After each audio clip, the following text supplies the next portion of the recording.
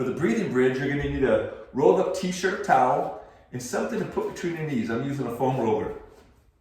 I'm gonna make sure my spine is right in neutral. Place the foam roller between your knees with your feet shoulder width apart and just lightly squeeze the foam roller. And now the very first time we do this, we're gonna test internal and external rotation of your shoulder. So I'm gonna bring my elbow up at 90 degrees and let it just lightly fall forward. We don't have to force it. I just wanna see what kind of internal rotation you have in a relaxed state. And then we'll check external rotation. I'll do the same thing with my right arm, internal rotation. I'm a little tighter on this arm, and external rotation. And now from here, we're gonna take 5 breaths. Every time you inhale, I'm going through the nose and I'm thinking about a 5 count on the way in. My lungs, my ribs are gonna externally rotate. We're gonna increase that infrasternal angle. Everything's gonna expand. And then on my exhale, it's gonna be for 7 count. My ribs are gonna internally rotate. That infrasternal angle is gonna decrease. So it's 5 breaths in, 7 breath out, and we're gonna do a 3 count hold. So now I'm in position. The very first thing I do is I'm actually gonna take the arch out of my low back. I'm gonna posterior tilt my hips. Now I'm kind of contracting my transverse abdominis, and I'm gonna contract my glutes as I raise my hips about 3 to 4 inches off the ground. Now remember, I don't wanna arch in my back. I take that out by posterior tilting, then raise up 3 to 4 inches, and I'm gonna breathe out all my oxygen for 7 seconds.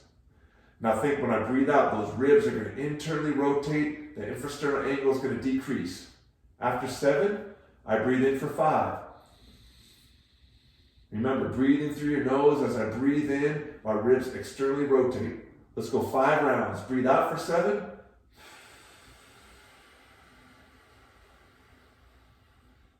Hold for 3. And then inhale through your nose. The whole time, every time you inhale, think about your ribs expanding. Exhale, ribs contract.